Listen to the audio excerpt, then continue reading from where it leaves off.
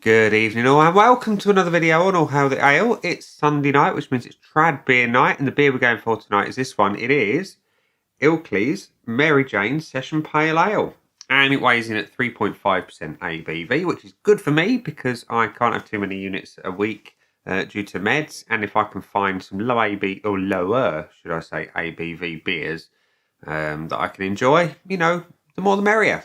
And let's just go back to the bottle and see what it says on the back. And it says that it's Yorkshire's most wanted, intensely refreshing with citrus aromas and balanced bitterness. Named after the character from the Yorkshire anthem, and apologies for the enunciation of this, on Ilkley Batat. I don't know if that's right or wrong. Don't speak Yorkshire. Anyone who does speak Yorkshire, tell me what that means, that last bit. On Ilkley Moor, I get that bit, but the other bit I don't. Anyway, the malts are listed and are the hops, and I like this a lot. It tells me there's Golden Promise and Crystal malts with Amarillo and Cascade hops. And then it gets all a little bit Hannibal Lecter. It says you can drink it with fish and chips and friends. I prefer not to eat my friends, but that's another story altogether. You've got otherwise your usual water, malted barley hops, wheat and yeast as your ingredients, and it's 1.8 units in the bottle for those who are bothered about that sort of thing. So yeah, it means I can have one of these a day, every day of the week, and not be over my units. So yeah, happy days. And it says also, and I appreciate this bit, please drink for pleasure, not for effect. So I've got this one up in Kirby Moorside, and we're going to get it out and into a glass and see what we think. So nice and cold, as per all of my session pails. I like them cold. Pouring into my Titanic glass. Interesting. The pour is pale. Nice and pale. Clear, kind of as expected. See if we can encourage a little head on this. Don't want anything too much. And then I'll tell you why I say interesting. Because it's all off the aromas.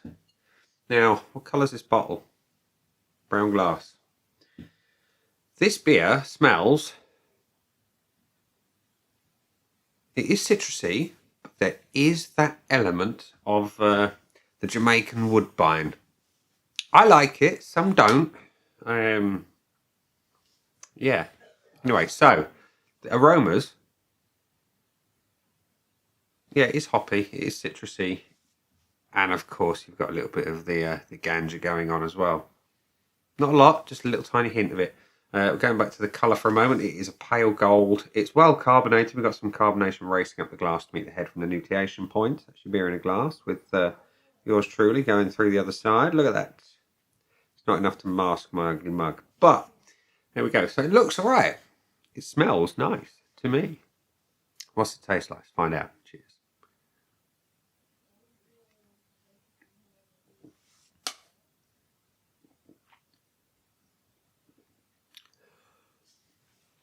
That's a nice beer.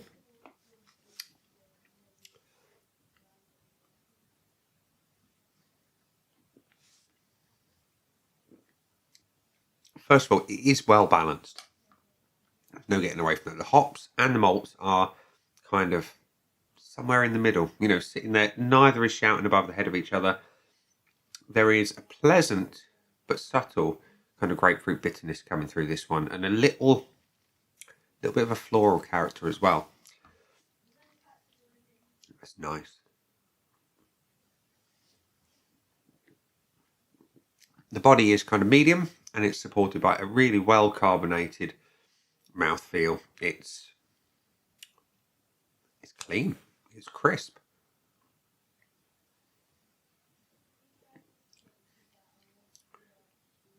And you would never guess it's only 3.5%. You really wouldn't. So it is very sessionable, very easy to drink, well balanced. The good malts, they're a clean kind of crystal malt, and it's really quite nice. Really quite nice. On the back end, there's a little bit of dryness, but overall, you get the floral and citrus characters coming all the way to the back end. It's It's moreish. And you get most of the bitterness on the back end. And I like that. I do. That's one thing I love about a pale ale is a good bitterness. And this one, it's light on the bitterness, but that's where you find it on the back end.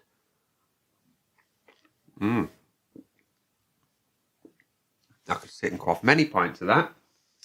But before I finish that one, we're going to give you some points. And we're going to go, first of all, where are we going to? That's right. We're going to the ADMR, which says there's been about 13,600 check-ins, which is pretty damn decent, and an average score of 3.42, which, let's be honest, is not bad at all. And that's some good numbers on the check-ins for a brewery that, you only see those big numbers on big breweries. And, yeah. My scoreboard of joy is currently void of anything other than the grid and the 5 pillars of judgment. The looks, the aroma, the body, the taste, and the finish. So we are going to stick a name on here, and that name is Mary Jane. Mary Jane. There we go. Let's give it some points, shall we? So first of all, we're going to go for the appearance, and we're just going to pop the dregs in there, just because we can.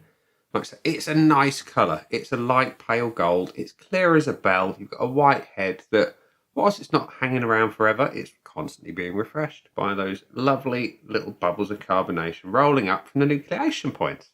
I like it. Is it great? I prefer them darker, and I know it's a pale, but it's good. It looks exactly like it should.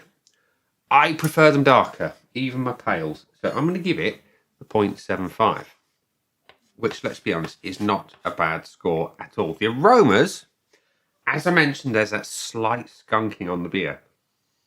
I like it.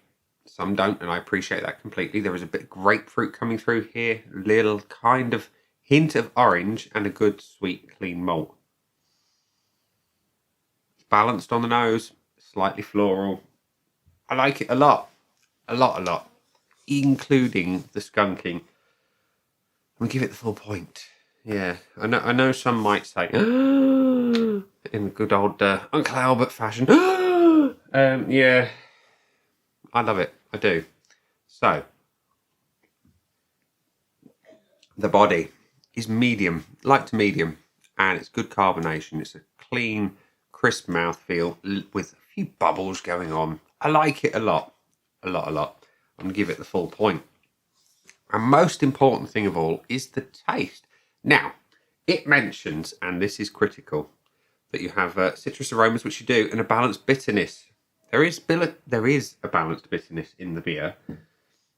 Most of it is in the back end, but what you get in the flavours are those good, clean, balanced malts with a nice, healthy hop kick. Not too much, and like I say, both of them are very much even on the billboard. There is no one headline act here, and you've got lovely citrus notes and floral edges just to round everything off and give it a little bit of something interesting and a flavour that belies the very low 3.5% ABV. Would I change anything? Probably not. No, I wouldn't. For me, I'm on the hunt for a really good lower ABV beer, and this one is in the mix for one of the best ones. And the finish, I really like. On a pale ale, I look for hops, I look for bitterness, and I look for longevity. And I've got hops. They're not massive, but they're there, and they're really nice. They're balanced with the malt. You get most of the bitterness, if not all of it, in the back end. It's dry, a little pithy, and I like it a lot. And it makes me want to go in for another sip. Just like that. Yeah, I like it a lot. It's a good finish. It's a very good finish. Is it a perfect finish? I'm going to give it the 0.75, and I'll tell you why. I would like just more. I'd like it to be a heavier finish. A little bit more of the hop, a little bit more of the bitterness, and that would have given it to that little 0.25 extra to make it up to 1.